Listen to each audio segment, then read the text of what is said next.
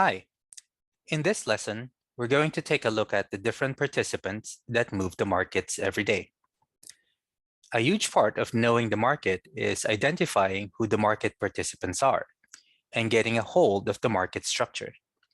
The Forex market is the most massive market by cash volume worldwide, with about $4 trillion worth of currency changing hands daily. Contrary to regulated stock markets that trade in shares of public companies, the Forex market is not centralized, and it is best to see it as a series of fountains or a wedding cake. The most important participants at the top, with the trades cascading down. The largest participants have the best terms and can move the markets with their trades. Because the market is so big, it is still hard for any entity to manipulate it. The Forex industry works in order of size from the top down. So let's take a look at the first and most important participant in the market. Central banks. The central banks are national banks such as the European Central Bank, Reserve Bank of Australia, and the Federal Reserve System in the USA. They are responsible for issuing and lending national currency.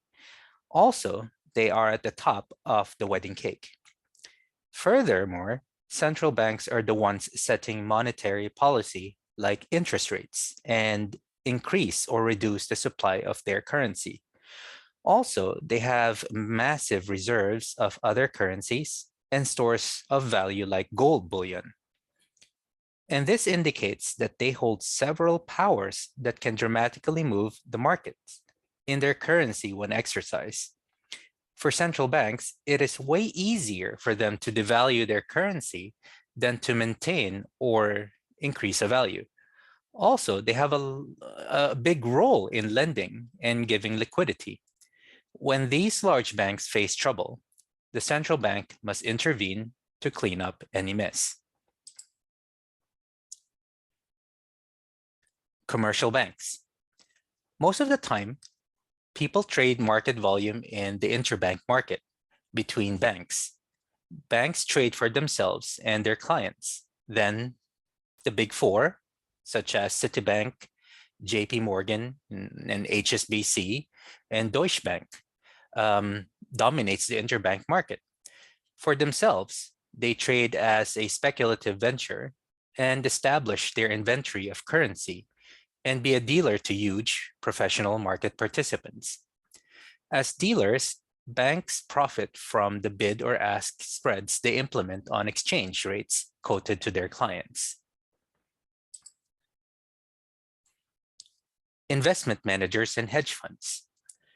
The most significant customers of the banks are speculative hedge funds and managers of other investment vehicles.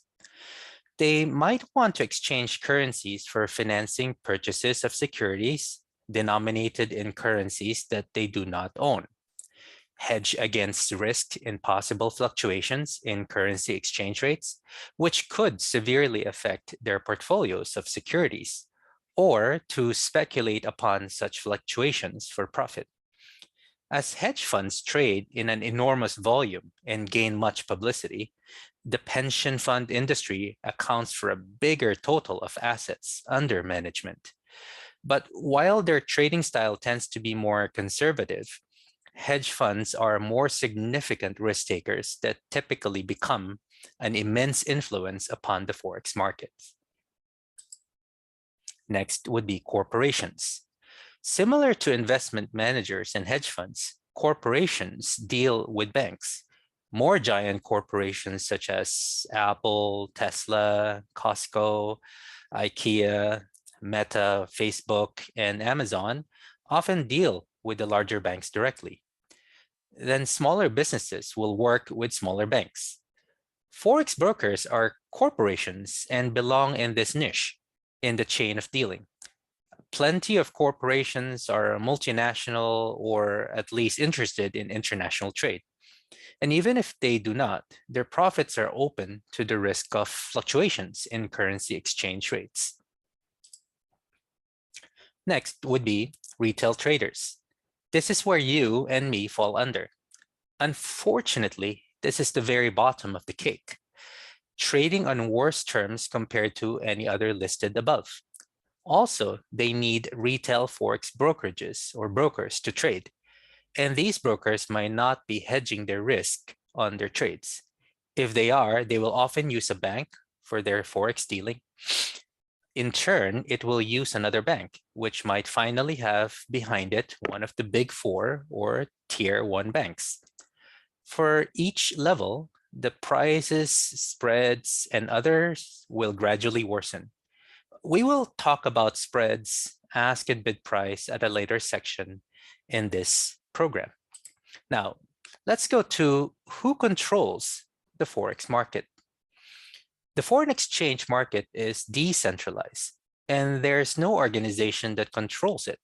However, commercial banks who act as market makers and central banks have significant powers and can influence the market. Generally, the FX market is too big for one particular participant to control. For example, if a hedge fund decided to buy 1 billion of Euro USD at market price, the currency pair would most likely jump just based on that. However, the effect of this transaction would be short-lived, as this is one of the most commonly traded currency pairs in the world. Furthermore, it is not in the interest of market participants to move the market in this way, as it worsens the execution for them, but also it reveals what they are doing. It is far easier for a hedge fund to keep a large FX position secret if it was built up over time rather than by executing a massive trade in one go. I hope this video has given you a good understanding about the different market participants. They are very much the same participants in markets such as equities, commodities, and cryptocurrencies.